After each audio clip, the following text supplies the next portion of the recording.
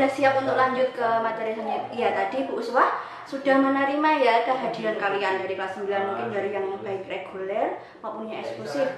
Oke, karena sebelumnya kita juga sudah belajar bab 1, bab 2 juga sudah selesai. Kemudian selama ini kita dilansih belajar mengerjakan soal-soal latihan regional, dan karena adanya wabah COVID-19 akhirnya semua itu ditunda ya atau dibatalkan, maka kita akan belajar materi-materi yang Bu Uswah anggap penting dalam bahasa Indonesia yang menjadi dasar dalam segala teks dalam bahasa Indonesia ya.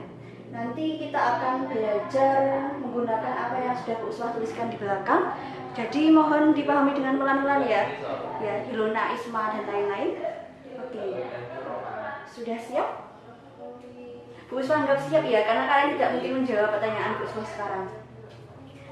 Oke, kalian masih ingat pelajaran-pelajaran dari dulu itu ya? Ada teks laporan, kemudian ada cerpen, apalagi ada teks deskripsi, ada narasi dan lain-lain. Semua itu tidak terlepas dari ini, materi-materi dasar yang melandasi paragraf dalam bahasa Indonesia. Kalian bisa membaca sendiri? Semoga kelihatan di sana ya. Yang pertama itu ada tema, topik, judul, kemudian isi karangan itu sendiri atau paragraf itu sendiri.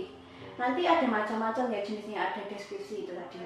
Kemudian kita perlu ketahui yang pertama dulu. Bu Uswah yakin kalian sudah paham, sudah di luar kepala semua ya, karena materi ini sudah diajarkan mulai dari SD, kemudian di MTS atau SMP sudah dipelajari lagi. Jadi hari ini kita hanya mereview saja atau menerangkan saja dengan lebih gamblang. Semoga ini bisa membantu kalian lebih baik lagi. Yang pertama yaitu tema. Sebelumnya kalau mendengar istilah tema, apa yang kalian ingat? Atau kalau muncul istilah tema, apa yang keluar di pikiran kalian? Apa? Mungkin bintang ataupun anang, Isma, tari, Yesa?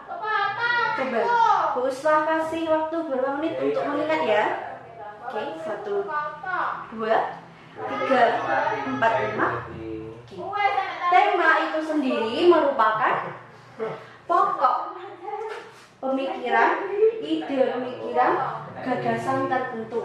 Jadi dalam sebuah teks yang sangat luas ataupun sangat lebar itu mengandung tema. Tema ini memiliki gagasan yang sangat umum, sehingga masih belum mengerucut atau belum merinci ke hal-hal tertentu, itu yang disebut dengan tema. Jadi dia bersifat umum, kemudian dijadikan landasan utama oleh pengarang untuk membuat suatu teks atau paragraf. Oke, sudah paham?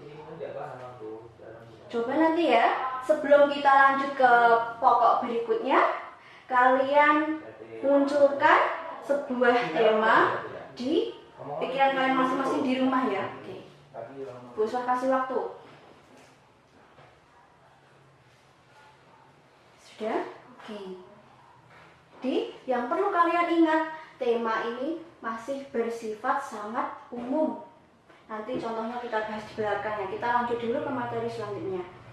Kemudian setelah tema, seorang penulis menemukan sebuah tema akan dilanjutkan untuk menentukan sebuah topik. Sebenarnya antara topik dan tema ini perbedaannya tidak terlalu jauh, hampir-hampir sama, hampir mirip ya. Tapi yang membedakan ketika topik ini adalah pokok pembicaraan, bisa dalam diskusi, ceramah maupun karangan yang sudah terarah atau sudah rinci, sedikit lebih mengerucut sehingga tidak terlalu umum.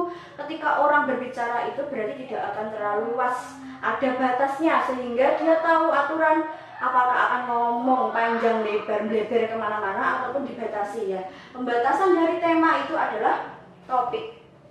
Kemudian, selanjutnya adalah judul.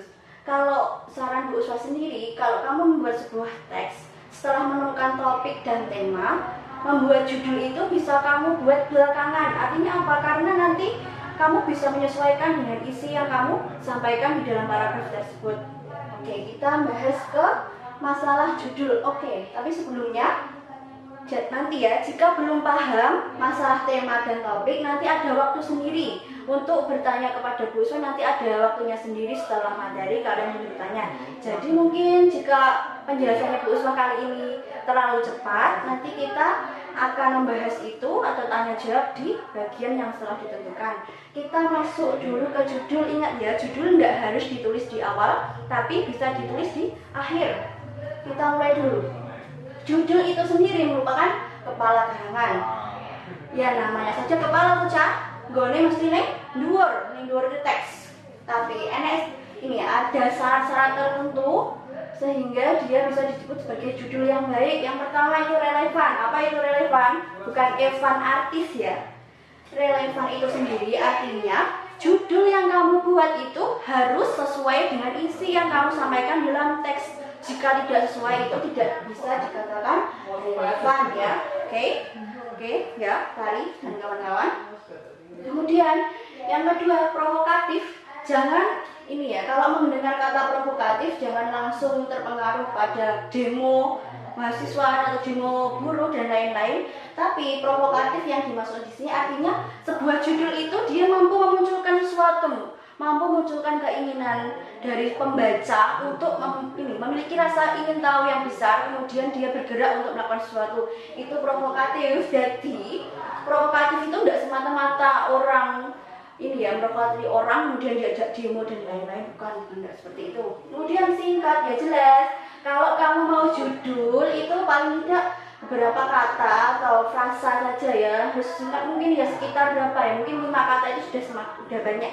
Jangan sampai bikin judul nanti ini dari sini sampai sini kamu bikin judul itu nanti kepanjangan, nanti sebelum membaca sudah bosan duluan karena judulnya kepanjangan. Jadi sebisa mungkin singkat namun mewakili apa yang ingin kamu sampaikan di dalam teks. Jadi judul itu jangan terlalu panjang.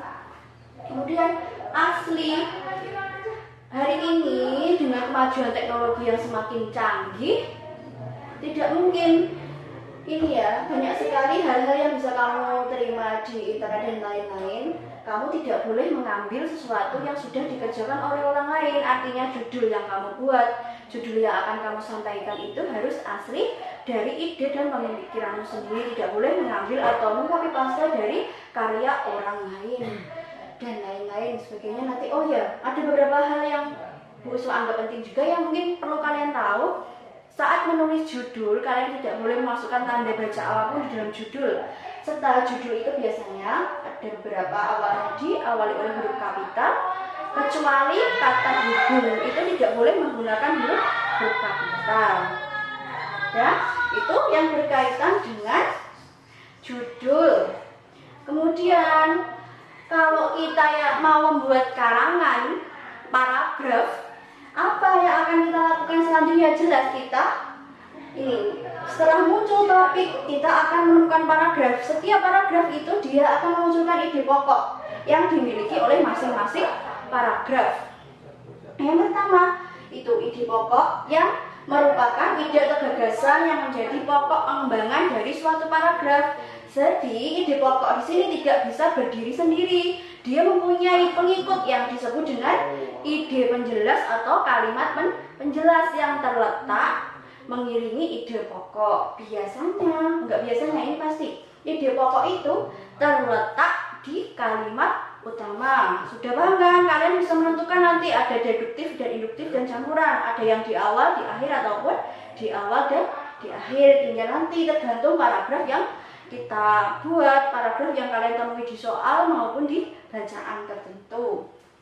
Nah nanti sekarang coba Bu Uswah contohkan ya biar nggak bingung, mulai dari tema, topik dan judul tadi.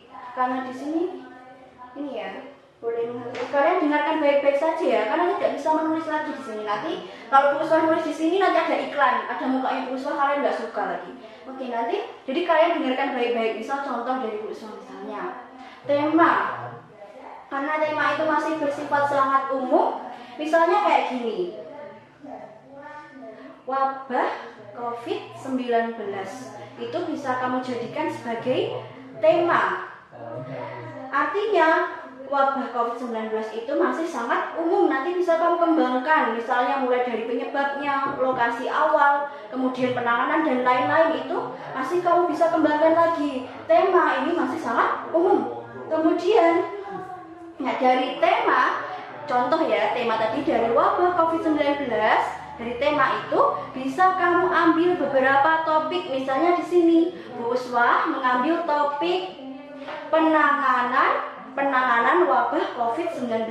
Jadi dari tema COVID-19, Bu Uswah mengembangkan topik penanganan COVID-19.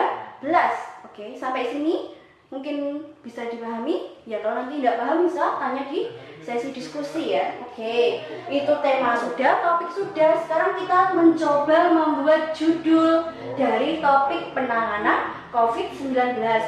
Judul yang bisa kita buat misalnya penanganan COVID-19 di wilayah Menjungan dilakukan dengan ini ya, social distancing. Itu adalah contoh judul seperti itu. Nanti kalau sudah masuk ke paragraf, dari itu bisa kita kembangkan masing-masing per paragraf, baru kita menemukan atau mencari ide pokok dari masing-masing. Oke, mungkin untuk pertemuan kali ini itu saja. Kalau ini ya, Bu Uswah bisa memahami. Kalau belum paham, karena ini mungkin pembelajaran kita yang pertama menggunakan pembelajaran online, mungkin kita tidak terbiasa, kita tidak bisa ngobrol secara langsung. Jadi nanti jika ini ya, dikasihkan saran di bagian diskusi, jika ini ya Pak, omongannya Bu Uswah terlalu cepat, mohon diingatkan, dikasih saran. Semoga nanti kedepannya menjadi lebih baik lagi. Oke, nanti sampai sini dulu. Nanti lanjut ke bagian diskusi. Semangat ya untuk kelas 9.